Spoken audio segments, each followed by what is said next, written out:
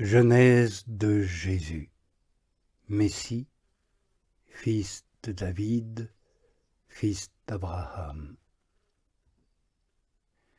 Abraham engendra Isaac.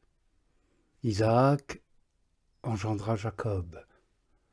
Jacob engendra Juda et ses frères.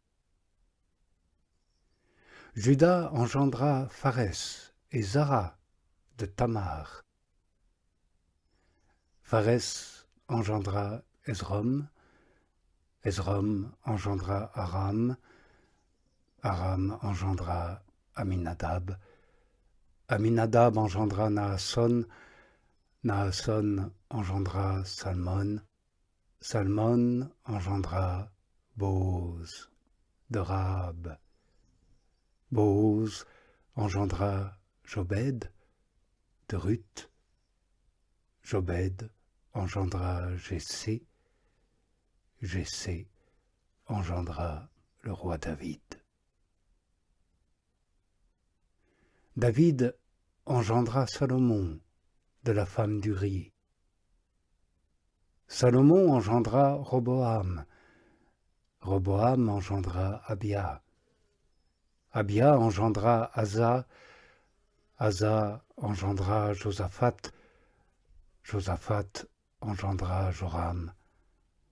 Joram engendra Ozias. Ozias engendra Joatam.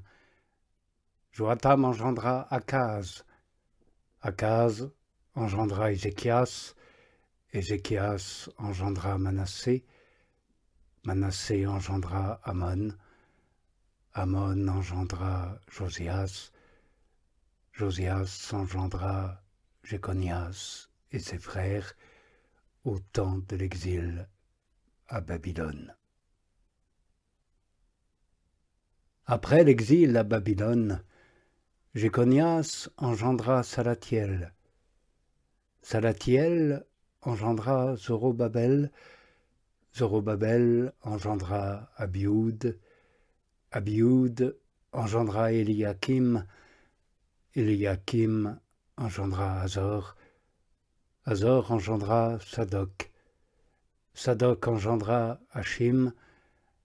Hachim engendra Élioud. Élioud engendra Éléazar. Éléazar engendra Mathan. Mathan engendra Jacob. Jacob engendra Joseph, l'époux de Marie, de laquelle naquit Jésus, appelé Christ. En toutes ces générations, on a donc, d'Abraham à David, 14 générations. De David à l'exil de Babylone, 14 générations. De l'exil de Babylone au Messie, 14 générations. Voici ce qu'il en fut de la genèse de Jésus, Messie. Marie, sa mère, était promise à Joseph. Avant qu'ils vivent ensemble, il se trouve qu'en ses entrailles, elle a d'Esprit Saint. Joseph, son époux, est un homme juste. Il ne veut pas la bafouer. Il décide de la répudier en cachette.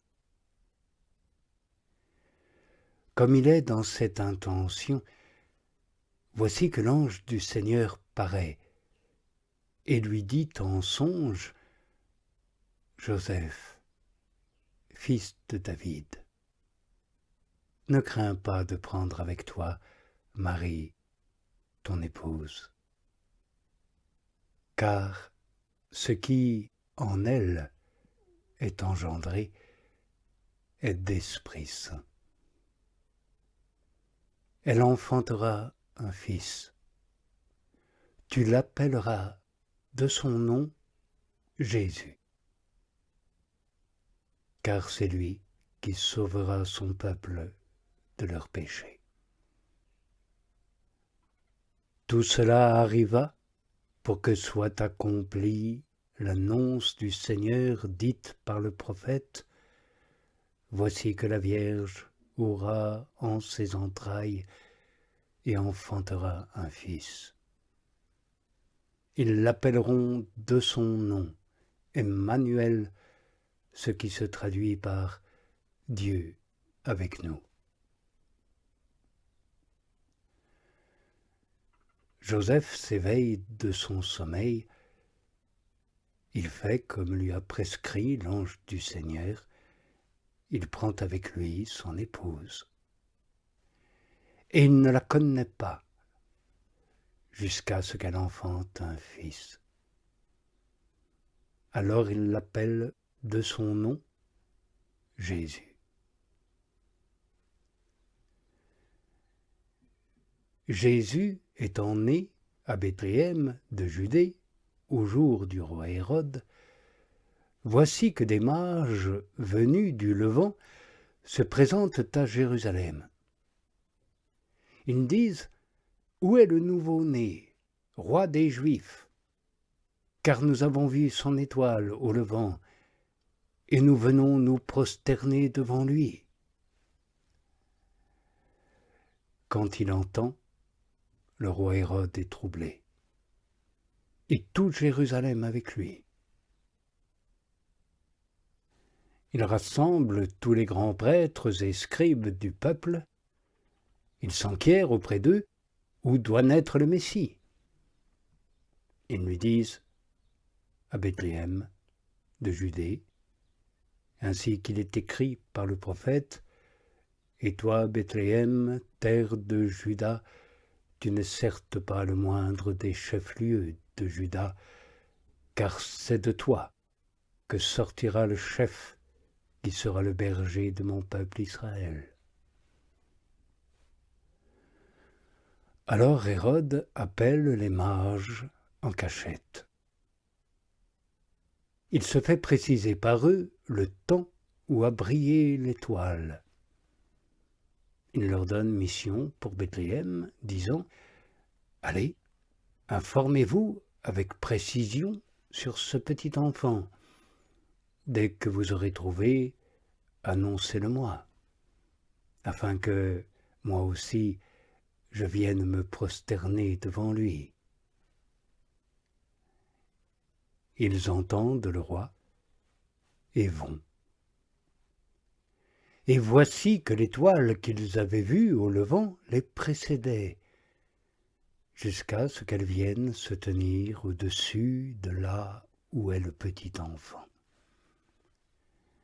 À la vue de l'étoile, ils se réjouissent de fort grande joie. Ils entrent dans la maison et voient le petit enfant avec Marie, sa mère. Ils tombent et se prosternent devant lui. Ils ouvrent leur trésor et lui offrent en présent de l'or, de l'encens et de la myrrhe.